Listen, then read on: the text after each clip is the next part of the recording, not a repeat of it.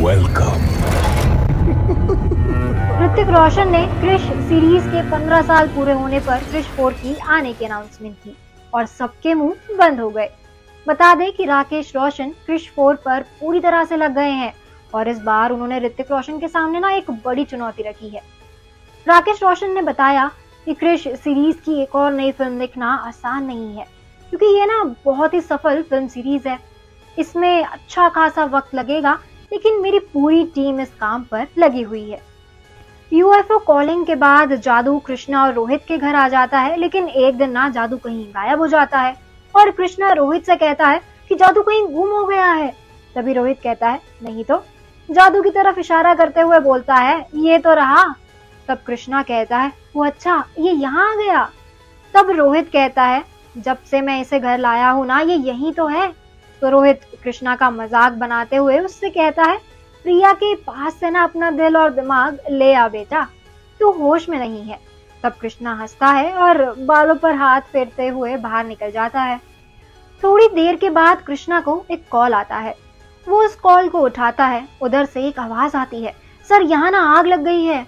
Krishna mobile में location देखता है और तुरंत वहां कृष के रूप में पहुंचता है। तभी वहां उसे जादू के पैरों के निशान दिखते हैं और जैसे ही वो उनका पीछा करने लगता है, कृष को कोई आवाज देता है कि कृष, यहाँ अजीब सी व्हाइट चीज मिली है। कृष उसे हाथ लगाकर देखता है तो कुछ बर्फ जैसी है। फॉरेंसिक टीम वो बर्फ और जादू के पैरों के निशान को एविडेंस के रूप में ना इकट्ठा कर लेती है। जैसे ही कृष और बाकी एविडेंस टीम वापस जाने लगती है, उन्हें जंगल में ना अजीब से पेड़ और पौधे दिखते हैं जो वहां इससे पहले नहीं थे और वो काफी चमक रहे हैं। कृष जैसे ही उसको छूता है ना, तो उसको अजीब सा करंट अपनी बॉडी में महसूस होता है। तभी फॉरेंसिक टीम में से कोई उसे छूता है तो उसको भी सेम फील होता है।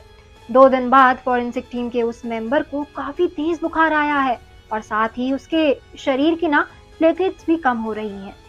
ये सब जानने के बाद रोहित उसके सलाइवा का सैंपल फॉरेंसिक में ले जाता है और जब उसे चेक किया जाता है तो ये सब देखना रोहित चौंक जाता है और कृष को बताता है कि उस जीव और इस लड़के के सैंपल में ना एक ही कीटाणु पाया गया है।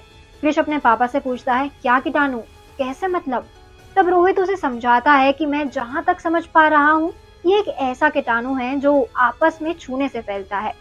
इतने में बाहर हॉल में ना चल रहे टीवी पर उन्हें सुनाई देता है कि देश में कुछ ऐसे केसेस आए हैं।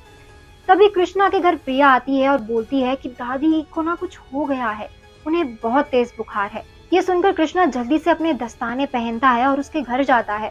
दादी की हालत देखकर टोलू मोलू ना काफी रो रहे होते हैं। तभी वो प्रिया को इशारा करता है और वो टोलू मोलू को ना बाहर ले जाती है। कृष्णा दादी का सैंपल ले लेता है और उसे लैब में भेज देता है। साथ ही बाहर टोलू मोलू भगवान कृष्ण की मूर्ति के पास खड़े होकर प्रार्थना कर रहे होते हैं। कृष्णा प्रिया और टोलू मोलू से कहता है कि कोई भी दादी के कमरे में नहीं जाएगा। प्रिया बस तुम जाओगी, लेकिन प्रिकॉशंस के साथ। तब प्रिया कहती है कैसे प्रिकॉशंस?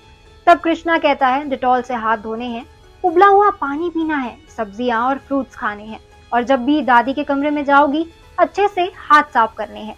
दादी को बस उबला पानी या फिर काढ़ा देना है। प्रिया कहती है पर ये सब क्यों?